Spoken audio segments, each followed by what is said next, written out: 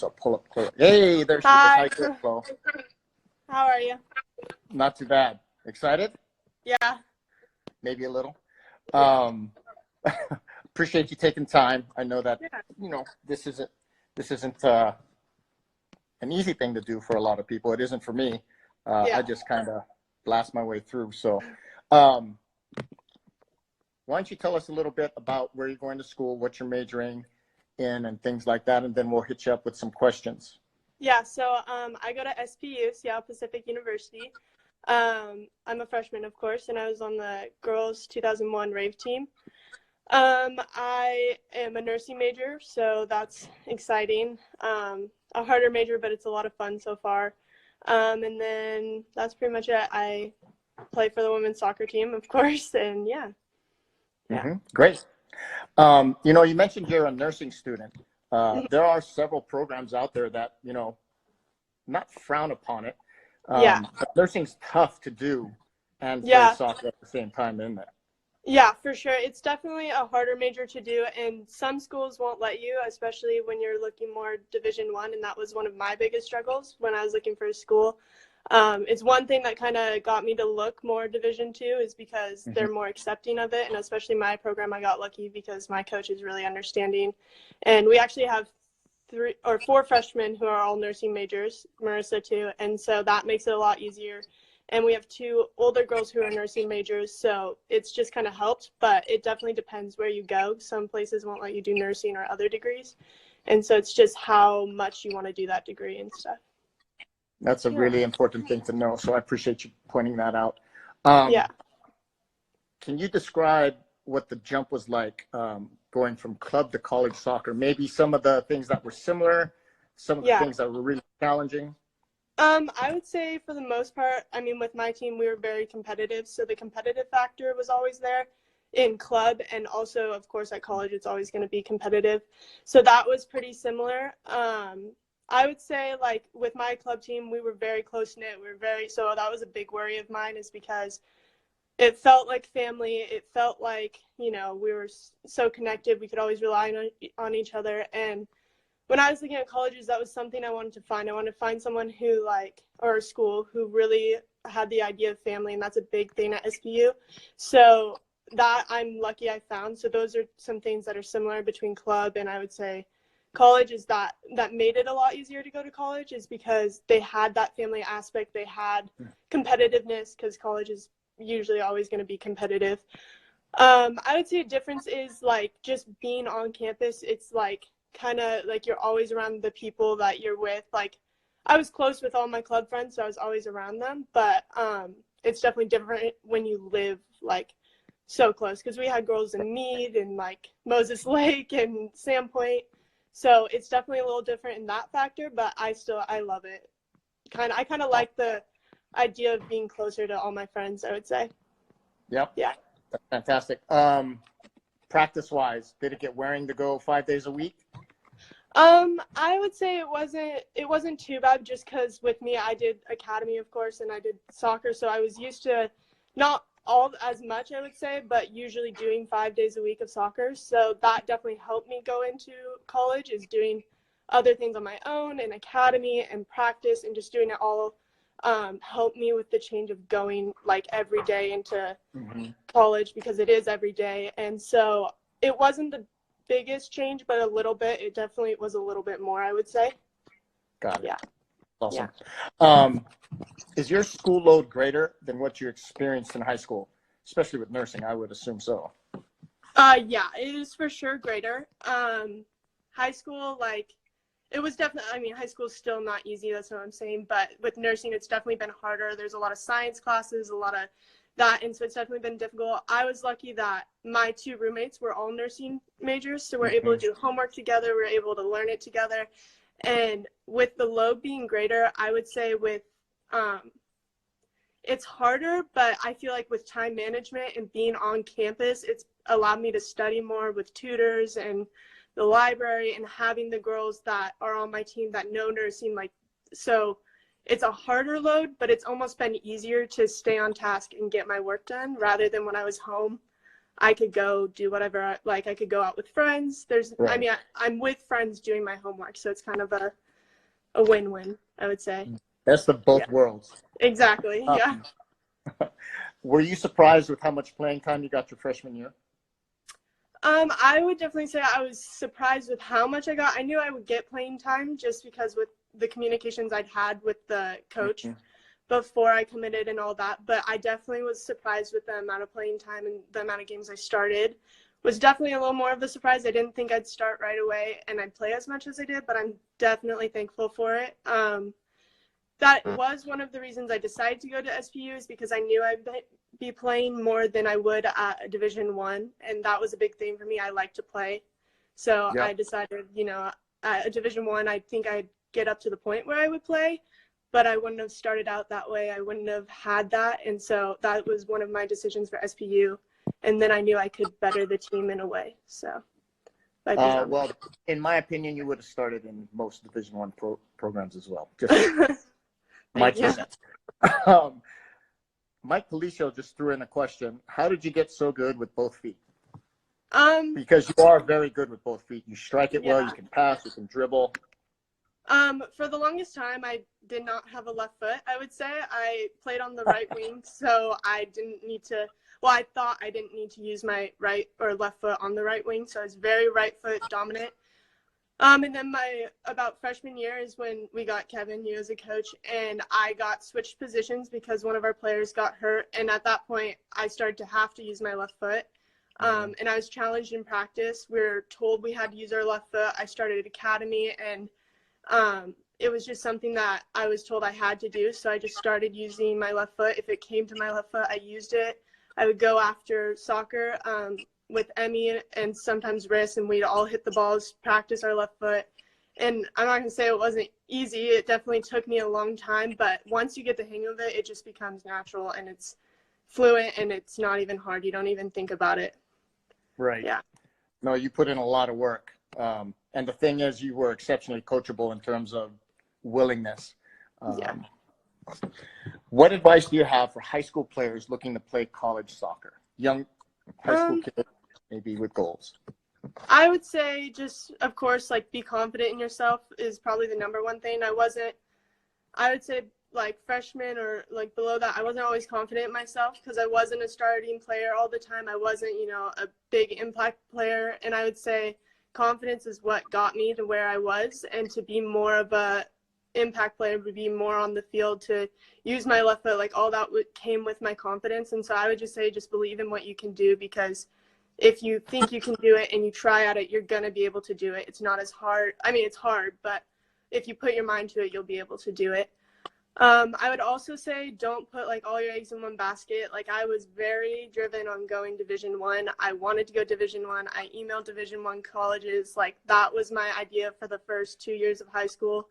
And then I came, talking to my family, talking to my friends, talking to college students who did D1, I slowly began to realize that maybe that's not what I want to do. Soccer is a big thing for me, but I really liked school. I liked my friends, and I knew Division I is a big commitment. And Division II is too. Other divisions are. But with Division II, I could do my major, I could do nursing, and I could also have the challenge of soccer and the competitiveness. So I would say really keep your options open. Don't turn away Division IIs just because it's Division II. You never know. Yeah. No, for sure. Along with the confidence thing, you and the other girls that we have interviewed put in a ton of time. And it's not about going out and paying for training or anything like that. You guys used to stick around after practice and just get repped for another 45 minutes. Do you think that's important for younger kids to be doing, is investing extra time into their game?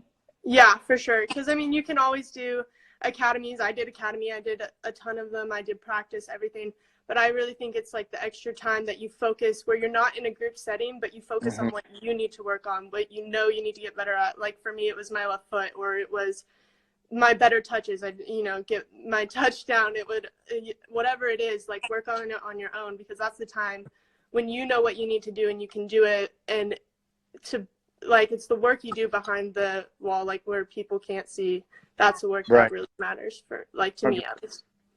No, absolutely. All right. Well, I want to Thank you for Yeah, giving us no some problem. time. Is there anything you want to end with, or? Not really. I would just say, during your college process, if you need anything, always contact me. I can always help. Girls' side, like, I will be one to be there. You can text me. I'll help out. Yeah, that's pretty much it. That's amazing. Thank you, Yeah. Chloe. Yeah, All right, no so we're going to let you get. I'll touch base with you afterwards, okay? Okay, sounds good. Thank you. We'll bring Marissa. Okay, Okay. thank you. Yep, bye. Bye. Oh, How's it going? good. Good. How about Thank you you? for spending some time with us. Good.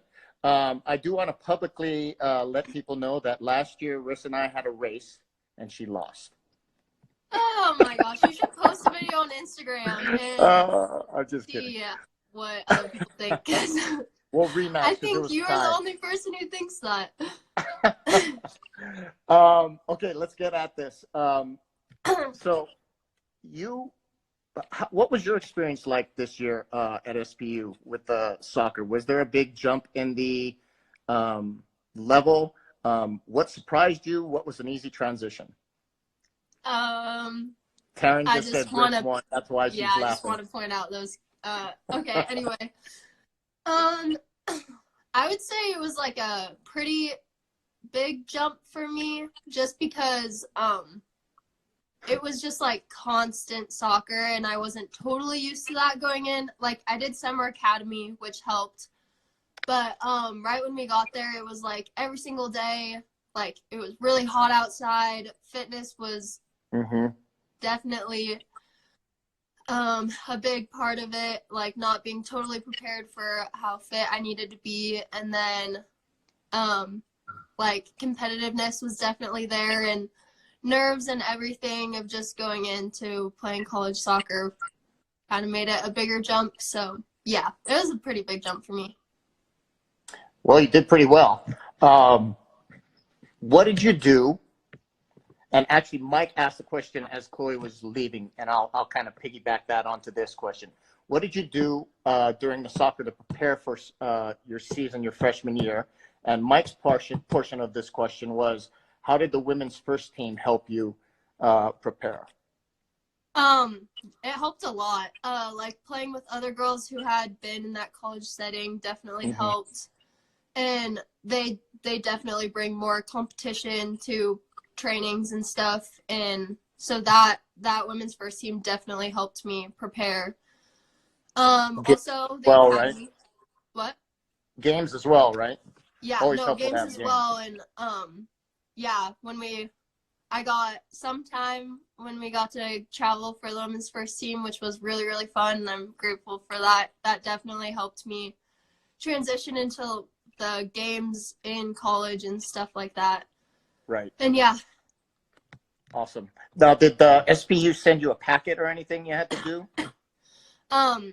Yes.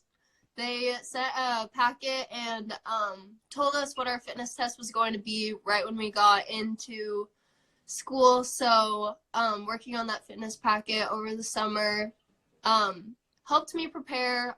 And then definitely doing the fitness test over and over helped me helped me do better when I got there. Right. No, you have to work hard. Yes. Getting an opportunity is your first step. Now getting on the field is the next step. You saw a ton of playing time your freshman year, but it was at outside back when you were usually a center back. They can come in. Hi. So what was that adjustment like? How did you handle that? Just want to know what that experience was like. It was definitely weird because I've never really played. I mean, a little bit over the summer. I think I practiced at outside back for the women's first team, which definitely helped me kind of get a feel of where I needed to be at certain points in the game, and just being that close to the sideline because I've never really played anything wide other than I've never really played a wide position in all of my years of soccer, so it was kind of weird being trapped in the sideline. But so getting a feel for that, and then Before all of our season games, we did a lot of scrimmages, which helped me kind of feel it out, and then allowed me to ask questions of where I needed to be and like get a better feel before actual games and pressure really started. So Yeah. that helped. And yeah, questions, becoming more fit allowed me to get where I needed to be, and that helped confidence and stuff too. So yeah. Fitness level is quite a bit higher at the college level. Would you agree? Yeah, because you are grinding. Yes. So I saw that you scored a game winner, left-footed, by the way, as an outside back. You obviously attack in that position with our club. It seems like that's how SPU plays as well. Would you agree? Yeah. Attack-minded? Yeah, I loved how MDOs would always run the sidelines and always get to the other end line, and that kind of helped me like see how impactful an outside back can actually be when they get forward. And I mean, that's not totally a position that always needs to get forward, but when they do, it's kind of hard to defend for the other team. Yeah. So yeah, just seeing that in the ways our club played helped me take advantage of that. That's awesome. Piggybacking on that a little bit, it's pretty important when you're playing in club and playing a certain position to understand and observe what other positions do during the game and listen to those coaching points, simply because you don't know where you're going to be asked to play at the next level. Is that correct? Yeah. Would you think? Yeah? Okay. What was your biggest challenge being away from home for college? My biggest challenge is probably not being able to see my family as much. I'm really close with both of my sisters, and I've never really been away from them that long. So not seeing them for like, I think it was like 3 months was like really hard and weird, and that was one of the biggest challenges for me, was just not being with my little sisters. Yeah, family's important. And that's very difficult. I know a lot of people actually, when I ask that question, say that's the biggest thing, especially if they have younger siblings. What advice do you have for high school players that may be wanting to play college soccer? Academic, athletic, anything. Well, one of my biggest faults was keeping up with college coaches and reaching out. I didn't do as much as I probably should have, and I got really lucky with the place that I ended up, which I'm very thankful for. But I definitely didn't reach out as much as I probably should have, and I think that young players looking to play college should reach out to as many places as they can, and keep up with the college process of talking to coaches, emailing. I know talking on the phone is scary, and I really don't like to do that sometimes. So doing that is really important, and you'll feel better after doing it. And yeah, that was one of my big points that I wanted to hit, was just reach out and yeah. What about play-wise, practice-wise, time investment, anything like that? Definitely don't settle for where you feel like you need to be. Like, you can always be better. Fitness is super important. You can never be really, like, you can always work on fitness, so work on that. Extra touches on the ball is super important. If you can be good with your feet, you're gonna do great. And I think, like Chloe was saying, like staying after practice and putting in extra work that other people aren't putting in is just gonna help you just get to the next level easier and adjust faster. And right. Yeah. You and Emily and Chloe actually stuck around training quite often, especially your senior year. You guys were out there all the time after practice. We had a question mailed in, or not mailed in, but asked through the post that said, let me pull it up here quick. how much time did you spend training alone? What drill do you remember doing the most? I think I know the answer to that. Alone or with another player? One of my biggest things that I really needed to work on outside of practice was hitting long balls. Mm-hmm. Yeah. After practice, Emmy, Chloe, and I would stay after and just hit long balls for like almost an hour until Kevin would make us leave. And it was super duper fun. It was really fun, and I definitely improved on my like distance and then left foot, and yeah, it was that really helped my playing, I think. All three of you, your non-dominant foot became a lot better. Chloe 44559 asked, did you play other sports as a kid, or when did you start to focus mostly on soccer? I played basketball a little bit, but my main focus was always soccer, pretty much. Basketball was fun, but I was not good at it, so I really didn't put that much time into it. So my main focus has always kind of been soccer. I've been playing since I was 4, and I don't think that it has to be a main focus until like I probably around 8th or 9th grade, I really started becoming more of a competitive player and putting a lot more time into soccer, like staying after or anything like that. Okay, great. Sarah asks, and we'll close with this one. This is Haley and Marin. We are on the Girls 09 Rave team, and we're wondering what's your best goal you've ever scored or your best soccer play?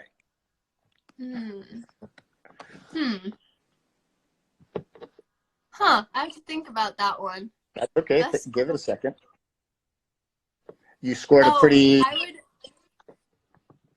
ahead. Well, I did score a game winner against Western Oregon. I think it was, I can't remember what was at stake, but there was something at stake for that game. And it was an overtime goal off a corner kick. I scored with my left foot, and that's pretty awesome because I rarely use my left foot, so kind of a big deal for me.